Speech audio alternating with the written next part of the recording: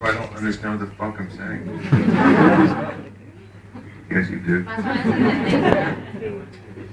Unless you just think the word fuck is funny.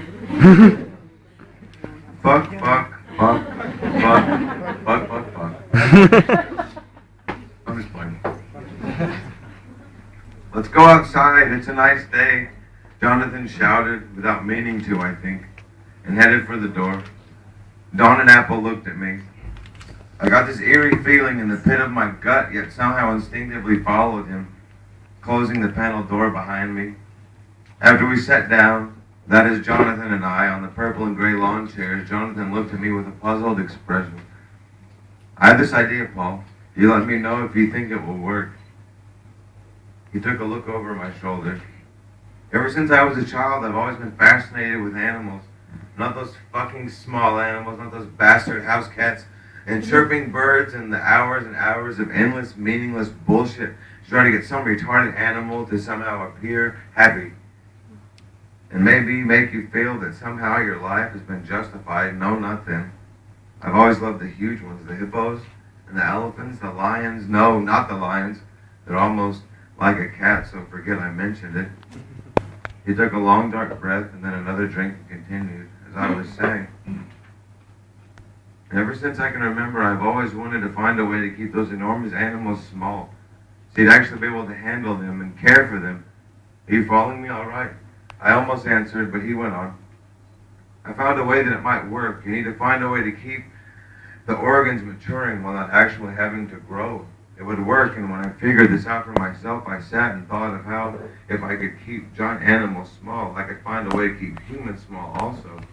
Then I could grow an entire race of small people, and I could buy a huge glass cage and keep all of them in there, in that glass cage.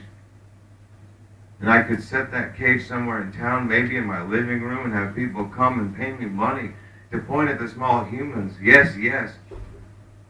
And I'd make it a rule that you would have to point and laugh, and if I charged a little more, I could figure a way to let them shock those damn dwarfs. Then when I tired of them, I could wipe them out, drown them, or burn them, or just take certain individuals and let the other ones suffer. Genocide their asses. Christ, Jonathan. I took a long sip of wine and sat back in the chair. No, not Christ. God is not real. Neither am I or you. He is rapidly losing speed, and his words were slurping slowly out of his drunken mouth. I couldn't really understand what he was saying. His story made no sense to me. The alcohol had him under wraps, and the way he would slowly bend over and touch his two fingers on the ground, laughing, made me sure he was falling apart. I am God, you sorry son of a bitch. I am God. I will control the generations with my jack towering above me, and I will wipe them out. All those ridiculous humans that I see, mowing their lawns, keeping up their hedges, planting the flowers, driving to the store, wiping the snow off their windshields, walking their dogs, tanning their legs, eating their croissants and wine. No, champagne, buying their television sets and burning their propane stoves, buying diapers for a child they want to kill, leaving the doors locked and the child inside, worshiping their gods. There is no God, Paul. If there was, it would be me, or maybe you, or maybe you and me. I see them, I watch them, and plan their destruction. Do you see, Paul?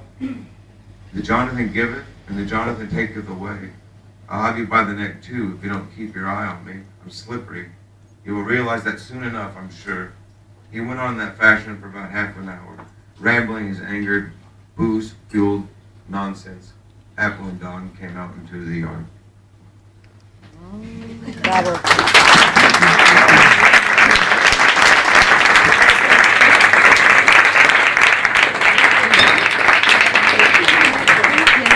Bueno, muchas gracias por la paciencia.